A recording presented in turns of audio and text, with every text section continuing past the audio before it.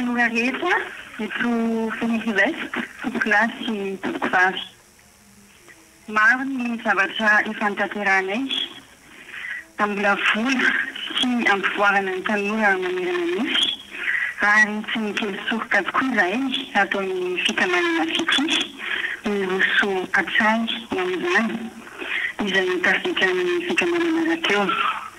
Koa ny fametrahana izay atreantsika etona eto Fenivest io ny ahitao mpifandraisana ara-teknôlôjia avo lenta na connexion internet au débit dia ampilaina fa anampiny rehetra mifandray ara-potoana manerana izao tontolo izao ary koa mba hisiany filaharantana misy kokoa eo amin'ireo tanora tsoe avy.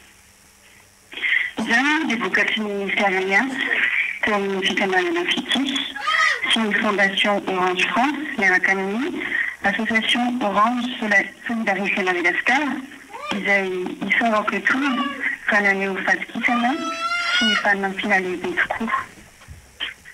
Ny tanora tokoa ny manify sy miantoka ny hoavin'ity firenena ity koa rariny raha-pianareo amin'ny fahalalana sy fatakaran-javatra misy kokoa amin'ny alalan'ny fampiasan'izao teknôlôjia izao.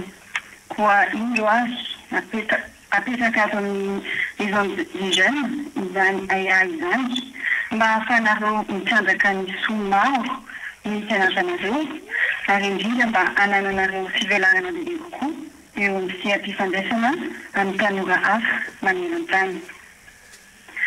Tombontsoa lehibe latolotra anareo ankehitriny satria dia ampiasanareo nanam-poana na bojo izany fampifandraisana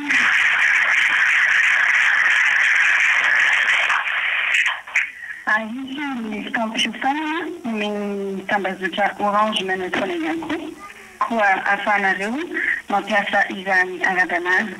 Koa araka ny teny ministry ny tanora teo izay sorako manokana ihany koa amin'ny fiaraha-miasa ahafahana mantanteraka izao tetikasa izao dia ny fampiasanareo azy amin'ny ara-dalàna. Maromaro ngamba ireo toromarika nampiasany ka mino fa ho ampiasanareo araka ny tokony izy io internet io.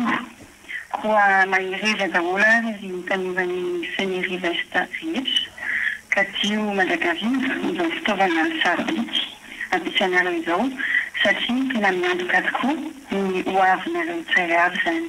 Makasitraka tokola, makaserina tokoa.